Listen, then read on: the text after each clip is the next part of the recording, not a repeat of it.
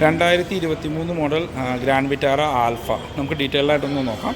ഫ്രണ്ടിൽ നിന്ന് നോക്കുകയാണെങ്കിൽ നിങ്ങൾക്ക് കാണാൻ പറ്റും സുസുക്കിയുടെ ലോഗോ. അതിന് താഴെയായിട്ട് 360 ക്യാമറയുടെ ക്യാമറ ലെൻസ് കൊടുത്തിരിക്കുന്നത് കാണാൻ പറ്റും. ഗ്രില്ല് ചില ഭാഗങ്ങളിൽ ക്ലോസ് ആയിട്ടൊരു ടൈപ്പ് ഗ്രില്ലും മറ്റ് സ്ഥലങ്ങളിൽ ഓപ്പൺ ടൈപ്പായിട്ട് കൊടുത്തിരിക്കുന്നത് ഒരു വലിയ ഹണികോം ടൈപ്പാണ്. ഫ്രണ്ടിൽ നോക്കുകയാണെങ്കിൽ ഒരു ഫുൾ ക്രോം ബാർ കാണാനായിട്ട് പറ്റും. അത് വണ്ടിയുടെ ഫ്രണ്ടിൽ നിന്നുള്ള പ്രീമിയം ലുക്ക് നിലനിർത്താനായിട്ട് സഹായിക്കുന്നുണ്ട്. താഴത്തേക്ക് നോക്കുകയാണെങ്കിൽ നിങ്ങൾക്ക് ഒരു സ്കിഡ് പ്ലേറ്റ് കാണാനായിട്ട് പറ്റും.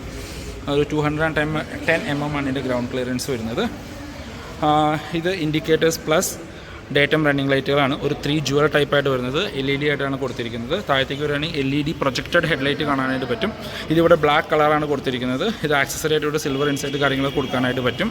ഇതാണ് ഫ്രണ്ടിൽ നിന്നുള്ള ഒരു ലുക്ക്. ടോപ്പിലേക്ക് നോക്കുകയാണെങ്കിൽ പ്ലെയിനാണ്. അത്യാവശ്യം വലിയൊരു ബോണറ്റായിട്ടാണ് കൊടുത്തിരിക്കുന്നത്. ഹെഡ്ലൈറ്റിൻ്റെ വാഷർ കാര്യങ്ങളെല്ലാം അകത്ത് ഇൻസൈഡ് കൊടുത്തിരിക്കുന്നു.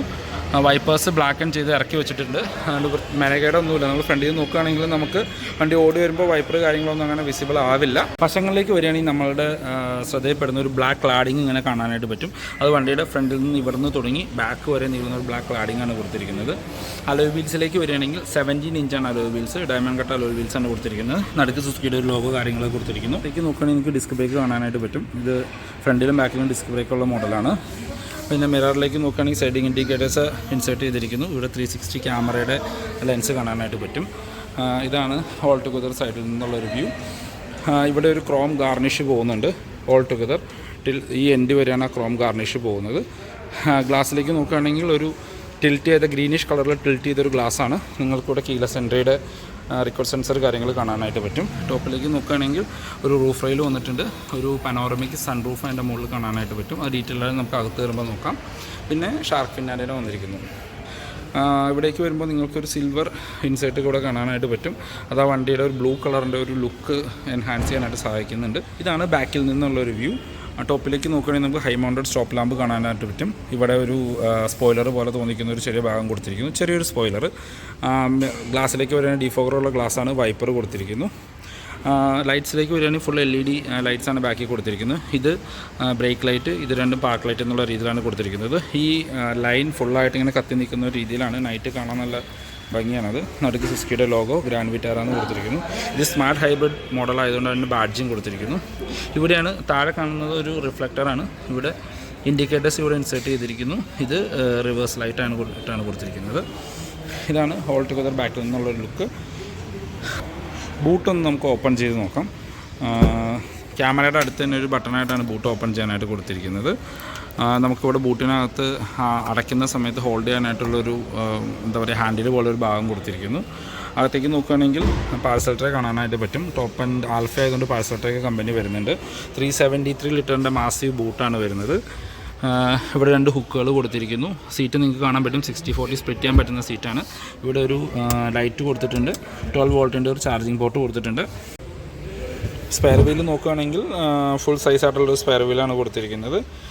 അലോയ്സ് അല്ല, നോർമൽ വീൽസാണ് കൊടുത്തിരിക്കുന്നത്. ഇന്റീരിയർ ഫീച്ചേഴ്സ് എന്താണെന്ന് നോക്കാം. ഡോർ അത്യാവശ്യം ഹെവി ആയിട്ടുള്ളൊരു ഡോറാണ്. ഡോർ പാർട്ടിലേക്ക് നോക്കുകയാണെങ്കിൽ ഡ്യുവൽ ടോൺ കളറാണ്. ഡാർക്ക് ബ്രൗൺ കളറും ബ്ലാക്ക് കളർ ഈ ഒരു തീമാണ് വണ്ടിയുടെ ഓൾ ടുഗദർ.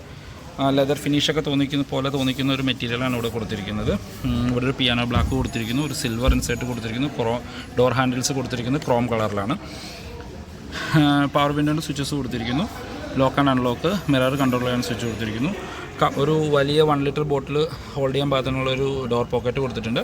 പിന്നെ അത്യാവശ്യം വേണ്ട സാധനങ്ങൾ സൂക്ഷിക്കാനുള്ള ചെറിയൊരു സ്പേസും കൂടി അതിനകത്തുണ്ട്. ഇൻറ്റീരിയറിലേക്ക് നോക്കുകയാണെങ്കിൽ നമുക്ക് കാണാൻ പറ്റുക സീറ്റ് ഹൈറ്റ് അഡ്ജസ്റ്റ് ചെയ്യാൻ പറ്റും. റിക്ലൈനും ചെയ്യാൻ പറ്റുന്നൊരു സീറ്റാണ്. അത്യാവശ്യം ഒരു കംഫോർട്ടായിട്ടുള്ള ഒരു വലിയ സീറ്റുകൾ തന്നെയാണ് കൊടുത്തിരിക്കുന്നത്. ഇവിടേക്ക് വരികയാണെങ്കിൽ നിങ്ങൾക്ക് പുഷ് ബട്ടൺ സ്റ്റാർട്ട് കാണാൻ പറ്റും. 360 ക്യാമറയുടെ വ്യൂ എന്നുള്ളൊരു ബട്ടൺ കാണാനായിട്ട് പറ്റും. പിന്നെ ഹെഡ്ലൈറ്റ് ലെവൽ അഡ്ജസ്റ്റ് ചെയ്യാനുള്ളത്. താഴത്തേക്ക് നോക്കുകയാണെങ്കിൽ ഹുഡ് ഓപ്പൺ ചെയ്യാനുള്ളതും പെട്രോൾ ഫില്ല് ചെയ്യാൻ ഓപ്പൺ ചെയ്യാനുള്ളതും താഴെ കൊടുത്തിരിക്കുന്നു. AC വെൻസിലേക്ക് നോക്കുകയാണെങ്കിൽ ഒരു പിയാനോ ബ്ലാക്ക് ഫിനിഷ് AC വെൻസിന് കൊടുത്തിരിക്കുന്നു. നടുക്ക് ഒരു ചെറിയ സിൽവർ ടച്ചൊക്കെ കൊടുത്തിട്ടുണ്ട്. അത്യാവശ്യം കാണാൻ നല്ല ഭംഗിയുണ്ട്. സ്റ്റിയറിംഗ് വീലിലേക്ക് നോക്കുകയാണെങ്കിൽ ഒരു ലെതർ റാപ്ഡ് ആയിട്ടുള്ള സ്റ്റിയറിംഗ് വീല് കാണാനായിട്ട് പറ്റും. ഫുള്ളി ഫംഗ്ഷണലായിട്ടുള്ള സ്റ്റിയറിംഗ് വീലാണ്. ഇവിടെ മ്യൂസിക്കിൻ്റെ കൺട്രോൾസ് കൊടുത്തിരിക്കുന്നു. ഫോൺ കൺട്രോൾസ് കൊടുത്തിരിക്കുന്നു. ക്രൂസ് കൺട്രോളിൻ്റെ ഓപ്ഷൻസ് ഈ സൈഡിൽ കൊടുത്തിരിക്കുന്നു. നടുക്കൊരു സിൽവർ ലൈനൊക്കെ കൊടുത്തിട്ടുണ്ട്. സുസുക്കിയുടെ ലോഗോ ഉണ്ട്. താഴെ ഒരു സിൽവർ ഇൻസെർട്ടൊക്കെ കൊടുത്തിരിക്കുന്നു. ഫ്ലാറ്റ് ബോട്ടം അല്ല, ഫുൾ റൗണ്ട് ആയിട്ടുള്ള സ്റ്റിയറിംഗ് വീലാണ് കൊടുത്തിരിക്കുന്നത്. സൈഡിലേക്ക് നോക്കുകയാണെങ്കിൽ നിങ്ങൾക്ക് ഇവിടെ ഇൻഡിക്കേറ്റേഴ്സിൻ്റെ കാണാൻ പറ്റും. ഇവിടെ ഹെഡ്ലൈറ്റിൻ്റെയും കൺട്രോൾസ് കൊടുത്തിരിക്കുന്നു. മീറ്ററിലേക്ക് നോക്കുകയാണെങ്കിൽ നമ്മൾ ബലേനോയുടെ ഫുൾ ഓപ്ഷനിൽ കണ്ടിരിക്കുന്ന ആ ഒരു ടൈപ്പ് മീറ്റർ തന്നെയാണ് ഇതിനകത്തും വരുന്നത്. അത്യാവശ്യം ഇൻഫർമേഷൻസ് എല്ലാം ഉള്ളൊരു മീറ്ററാണ്. ഇവിടുത്തെ 2 നോബുകൾ വെച്ചിട്ടാണ് അത് നമ്മൾ കൺട്രോൾ ചെയ്യുന്നത്. 2 സൈഡിൽ 2 നോബായിട്ടാണ് കൊടുത്തിരിക്കുന്നത്. പിന്നെ സെൻറ്ററിലേക്ക് വരികയാണെങ്കിൽ നിങ്ങൾക്ക് ആർക്കമിസ് ട്യൂൺ ചെയ്ത് ഒരു 9 ഇഞ്ചിൻ്റെ മ്യൂസിക് സിസ്റ്റം കാണാനായിട്ട് പറ്റും.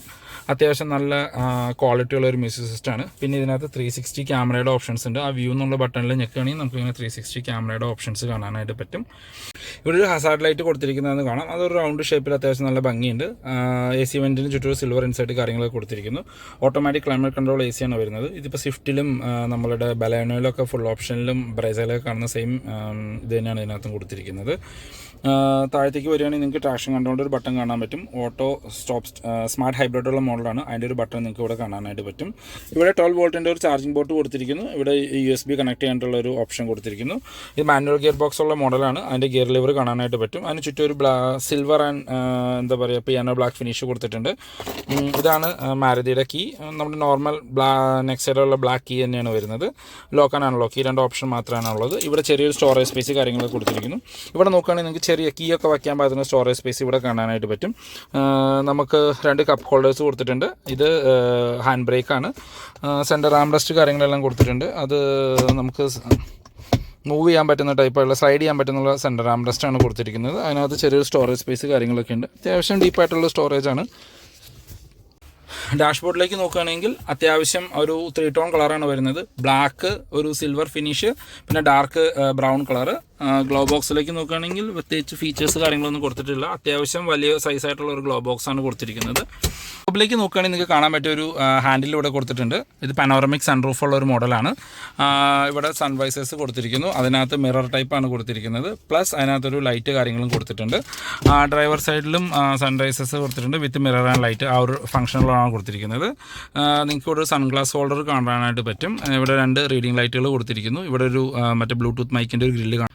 ഓട്ടോ ഡിമ്മിംഗ് ഉള്ള സെൻറ്റർ മിററുകളാണ് കൊടുത്തിരിക്കുന്നത്. അത് നിങ്ങൾക്ക് ഓട്ടോ എന്നുള്ളൊരു ബട്ടണും ഒരു ഗ്രീൻ ആൻഡ് റെഡ് ബട്ടൺസ് ഇവിടെ കാണാനായിട്ട് പറ്റും. ഇതാണ് ടോപ്പ് എൻഡ് മോഡലിൻ്റെ ഫ്രണ്ടിൽ നിന്നുള്ളൊരു വ്യൂ. ഇനി ബാക്കിലെ യാത്രക്കാർക്ക് എന്തെല്ലാം കംഫോർട്ട് കൊടുത്തിട്ടുണ്ടെന്ന് നമുക്ക് നോക്കാം. ഇനി ബാക്കിലെ യാത്രക്കാരുടെ കംഫോർട്ട് നോക്കുകയാണെങ്കിൽ അത്യാവശ്യം വൈഡായിട്ട് തുറക്കുന്ന ഒരു ഡോറുകൾ തന്നെയാണ് കൊടുത്തിരിക്കുന്നത്. അത്യാവശ്യം ഹൈറ്റ് വണ്ടിക്ക് ഉള്ളത് കൊണ്ട് നമുക്ക് കയറി ഇറങ്ങാനായിട്ട് എളുപ്പമാണ്. പിന്നെ നിങ്ങൾക്ക് ഡോർ പാഡിലേക്ക് നോക്കുകയാണെങ്കിൽ 2 ടോൺ കളർ ഡോർ തന്നെ കൊടുത്തിരിക്കുന്നു. Silver inside chrome colour door ഹാൻഡിൽസാണ് കൊടുത്തിരിക്കുന്നത്. പവർ വിൻഡോൻ്റെ ബട്ടൺ കൊടുത്തിരിക്കുന്നു. താഴെ ഒരു 1 ലിറ്റർ ബോട്ടിൽ ഹോൾഡ് ചെയ്യാനുള്ള ഒരു ഡോർ പോക്കറ്റ് കൊടുത്തിട്ടുണ്ട്. സ്പീക്കർ ഗ്രില്ല് കൊടുത്തിട്ടുണ്ട്. അകത്തേക്ക് നോക്കുകയാണെങ്കിൽ ഒരു 3 പേർക്ക് ഇരിക്കാവുന്ന ഒരു സീറ്റാണ്. 60-40 സ്പ്ലിറ്റ് ചെയ്യാൻ പറ്റുന്ന സീറ്റുകളാണ് കൊടുത്തിരിക്കുന്നത്. നടുക്ക് ഒരു ആംറെസ്റ്റുള്ള ടൈപ്പാണ്. അതിനകത്ത് 2 കപ്പ് ഹോൾഡേഴ്സും കൊടുത്തിരിക്കുന്നു. 2 പേരൊക്കെ ഉള്ളുവെങ്കിൽ സുഖമായിട്ട് കൈവച്ചൊക്കെ യാത്ര ചെയ്യാനായിട്ട് പറ്റും. ഇപ്പോൾ ഫ്രണ്ട് സീറ്റ് എൻ്റെ ഹൈറ്റിനാണ് അഡ്ജസ്റ്റ് ചെയ്തിരിക്കുന്നത്. എന്നിട്ടും അത്യാവശ്യം നല്ല നീ റൂമും ലെഗ് റൂമും ഒക്കെ ഉണ്ട് അകത്ത്. അത്യാവശ്യം സ്പേഷ്യസ് ആണ് അതിൻ്റെ ഇൻറ്റീരിയർ. ഇവിടേക്ക് നോക്കുകയാണെങ്കിൽ നിങ്ങൾക്ക് ബാക്കിലെ യാത്രക്കാർക്ക് AC വെൻറ്റ്സ് കൊടുത്തിരിക്കുന്നു. ഇവിടെ ഒരു USB കണക്ട് ചെയ്യാനുള്ള ഓപ്ഷൻ കൊടുത്തിരിക്കുന്നു. ഇവിടെ ഒരു ടൈപ്പ് C ചാർജിങ് പോർട്ട് കൊടുത്തിരിക്കുന്നു. ഇവിടെ ചെറിയൊരു സ്റ്റോറേജ് സ്പേസ് കാര്യങ്ങളും കൊടുത്തിട്ടുണ്ട്. ഡോർ പോക്കറ്റ്സ് കൊടുത്തിട്ടുണ്ട്. പിന്നെ വേറെ പ്രത്യേകിച്ച് ഫീച്ചേഴ്സ് ഒന്നും ബാക്കിലിരിക്കുന്ന യാത്രക്കാർക്കില്ല. 3 ഹെഡ് റെസ്റ്റ് കൊടുത്തിട്ടുണ്ട്. 3 പേർക്ക് സുഖമായിട്ടിരുന്ന് യാത്ര ചെയ്യാൻ പറ്റും. നടുക്ക് ഒരാളില്ല എങ്കിൽ നമ്മൾ ആദ്യം പറഞ്ഞോളാം നിങ്ങൾക്ക് ഇത് സെൻറ്റർ ആംറെസ്റ്റായിട്ട് ഉപയോഗിക്കാനും പറ്റും. അഡ്ജസ്റ്റ് ചെയ്യാൻ പാകത്തിനുള്ള ഹെഡ് റെസ്റ്റ് കാര്യങ്ങളാണ് കൊടുത്തിരിക്കുന്നത്. ഇനി ഹെഡ് റൂം നോക്കുകയാണെങ്കിൽ വണ്ടിയുടെ അത്യാവശ്യം നല്ല ഹൈറ്റുള്ള വണ്ടിയാണ്. സൺറൂഫ് വന്നിട്ടും എനിക്ക് വീണ്ടും നേരെ ഇരുന്ന് കഴിഞ്ഞാൽ ഒരു 4 ഫിംഗർ കറക്റ്റായിട്ട് നിൽക്കാനുള്ള സ്പേസ്. ഇനി എഞ്ചിൻ ആൻഡ് ഗിയർ ബോക്സിനെ കുറിച്ച് പറയുകയാണെങ്കിൽ നമ്മൾ ട്രൈഡ് ആൻഡ് ടെസ്റ്റഡ് ആയിട്ടുള്ള നാച്ചുറലി ആസ്പിറേറ്റഡ് 1.5 ലിറ്റർ പെട്രോൾ എഞ്ചിനാണ് നമ്മുടെ ബ്രസയിൽ, എർട്ടിഗയിൽ, XL6 കണ്ടിരിക്കുന്ന സെയിം എഞ്ചിൻ തന്നെ. ഗിയർ ബോക്സിലേക്ക് വരികയാണെങ്കിൽ 5 speed manual, 6 speed torque converter automatic 2 ഓപ്ഷൻസിലും ഇത് അവൈലബിൾ ആണ്. ഇനി മൈലേജിലേക്ക് നോക്കുകയാണെങ്കിൽ കമ്പനി അവകാശപ്പെടുന്ന മൈലേജ് അറൗണ്ട് 21 ഒക്കെയാണ്. പക്ഷേ ഈ വണ്ടി സ്ഥിരമായിട്ട് ഉപയോഗിക്കുന്ന ആൾക്കാർക്ക് സിറ്റിയിൽ ഒരു 15-16 ഹൈവേയിൽ ഒരു 18 കിലോമീറ്ററിനടുത്തൊക്കെ മൈലേജ് കിട്ടുന്നുണ്ട്. അതായത് ഇപ്പോൾ ഒരു പ്രീമിയം കാറ്റഗറി പെട്രോൾ SUVകൾ എടുക്കുകയാണെങ്കിൽ അതിനകത്ത് ഏറ്റവും കൂടുതൽ മൈലേജ് കിട്ടുന്ന ഒരു പെട്രോൾ വണ്ടികളിൽ ഏറ്റവും കൂടുതൽ മൈലേജ് കിട്ടുന്നത് ഒരു വണ്ടി ഗ്രാൻഡ് വിറ്റാര തന്നെയാണ്. ഇനി ഇതിൻ്റെ പ്രൈസ് നോക്കുക, ഓൺ റോഡ് പ്രൈസ് വരുന്നത് 19 ലക്ഷം രൂപയാണ്. നിങ്ങൾക്ക് ഒരു 90% ഒക്കെ ഓൺ റോഡ് ഫണ്ടിങ് അവൈലബിൾ ആണ്. അതായത് 2 ലക്ഷം രൂപയൊക്കെ കൊടുക്കുകയാണ് എങ്കിൽ വണ്ടി നിങ്ങൾക്ക് ഓൺ റോഡ് ഇറക്കാനായിട്ട് പറ്റും. 2 ലക്ഷം രൂപ കൊടുക്കുകയാണെങ്കിൽ നിങ്ങൾക്ക് മന്ത്ലി EMI 7 കൊല്ലത്തേക്ക് എടുക്കുകയാണെങ്കിൽ ഏകദേശം 25,000 രൂപ വെച്ച് വരും. എൻ്റെ ഒരു അഭിപ്രായം പറയുകയാണെങ്കിൽ ഒരു 5 അല്ലെങ്കിൽ 6 ലക്ഷം രൂപയൊക്കെ കൊടുത്ത് EMI ഇടുകയാണെങ്കിൽ ഒരു 15-16 നിങ്ങൾക്ക് 7 കൊല്ലത്തേക്ക് EMIയിൽ വണ്ടി ഈസിയായിട്ട് റോഡിൽ ഇറക്കാനായിട്ട് പറ്റും. അപ്പോൾ ഇതാണ് ഇന്നത്തെ വീഡിയോ എല്ലാവർക്കും ഇഷ്ടപ്പെടുന്നുണ്ടെന്ന് വിചാരിക്കുന്നു. വീഡിയോ നിങ്ങൾക്ക് ഇഷ്ടപ്പെടുന്നുണ്ട് എങ്കിൽ, നിങ്ങൾക്ക് യൂസ്ഫുൾ ആണെന്ന് തോന്നുകയാണെങ്കിൽ ചാനലൊന്ന് സബ്സ്ക്രൈബ് ചെയ്തേക്കുക. ബെൽ ബട്ടൺ എനേബിൾ ചെയ്യുകയാണെങ്കിൽ ഞാനിടുന്ന വീഡിയോസ് എല്ലാം നിങ്ങൾക്ക് നോട്ടിഫിക്കേഷനായിട്ട് കിട്ടുന്നതായിരിക്കും. അപ്പോൾ പുതിയൊരു വീഡിയോ കാണുന്നവരെ ബൈ.